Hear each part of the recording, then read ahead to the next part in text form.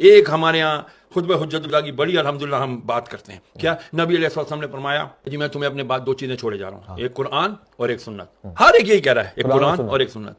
یار آپ اپنے اندر یہ اخلاقی ضرورت کیوں نہیں پیدا کرتے کہ میں تمہارے درمیان 2 چیزیں چھوڑے جا رہا ہوں، ایک قرآن اور ایک اپنی اطرت، اپنے اہل بیت، اپنی آل. صحابہ کیوں نہیں فرمایا میں تمہارے درمیان صحابہ چھوڑے جا رہا ہوں؟ صحابہ کے لیے یہ بھی حدیث ہے نا کہ میرے کسی بھی صحابی کو مفہوم عرض کرتا ہوں کہ تم میرے کسی بھی صحابی کی اقتدا کرو گے تو ہدایت پا جاؤ گے. لیکن خطبہ حجت الوداع جو دنیا کا سب سے بڑا اجتماع تھا، 1.25 لاکھ صحابہ موجود تھے جو پوری دنیا میں گئے، انہوں نے پہنچانا تھا پیغام نبی کا، کیونکہ اس دن دین مکمل ہو گیا تھا. فرمایا میں اہل بیت چھوڑا. کیوں؟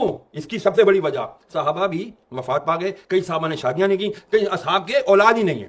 لیکن اللہ نے قرآن میں وعدہ کیا ان شانیہ کا هو الابتر، اے محبوب تیرا دشمن ہی بے نام رہے گا لیکن تیری آل چلے گی، تیری آل چلے گی. قیامت تک سید ہوگا، آئے گا آخری سید جس کا نام مہدی ہوگا، محمد ہوگا، وہی آ کر کے پھر دجال کو بھی مارے گا. وہی آ کے جب حضرت عیسیٰ علیہ السلام کو بھی کلمہ پڑھا کر کے وہ کہیں گے کہ اب میں لا الہ الا اللہ محمد رسول اللہ کا کلمہ پڑھتا ہوں. اب بات آ جاتی ہے یہاں پر کہ ہم کیوں نہیں سناتے کربلا کو. یہ کس نے کہہ دیا کہ یہ خالی کربلا اہل بیت نبی کی آل صرف شیعوں کا ٹھیکہ ہے؟ نبی علیہ السلام نے فرمایا قرآن کی نص ثابت ہے. نص اس کو کہتے ہیں جس پہ قرآن سے دلیل آئی ہو. تو قرآن کی آیت مباہلہ نہیں ہے، آیت تطہیر نہیں ہے. میں تم سے کچھ نہیں مانگتا، نبی فرما رہے ہیں اللہ کی، میں کوئی کچھ نہیں سوال کرتا تم سے الا المودۃ القربا، میرے اقربا کی، میرے اہل بیت کی، ان کی مودت رکھو.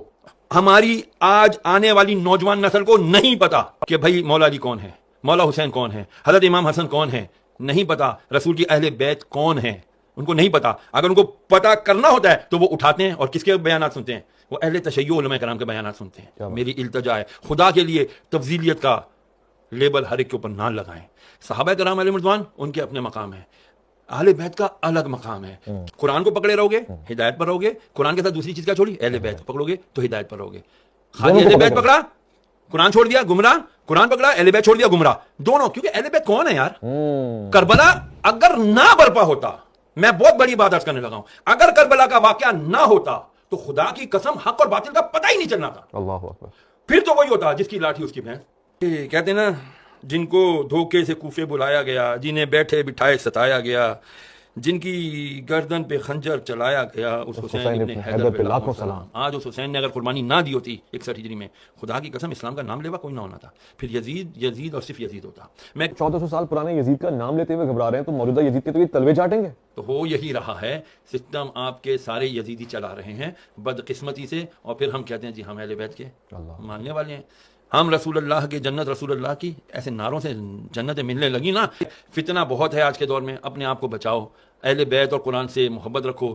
قرآن پڑھو گے، مولا کا ایک قول یاد رکھنا، مولا علی مشکل کشا کیا فرماتے ہیں جب میری خواہش ہوتی ہے کہ میں اللہ سے بات کروں تو میں نماز پڑھتا ہوں، اور جب میں چاہتا ہوں کہ اللہ مجھ سے بات کرے تو میں قرآن پڑھتا ہوں، تو مجھے لگتا ہے اللہ مجھ سے کلام کر رہا ہے. کیا بات ہے. تو جب یہ بتا دیا مولا نے کہ دیکھو تم قرآن بھی نہیں چھوڑنا اور ہم لوگوں کو بھی نہیں چھوڑنا، اگر ان کو چھوڑ دو گے تو گمراہ ہو جاؤ گے. سبحان اللہ.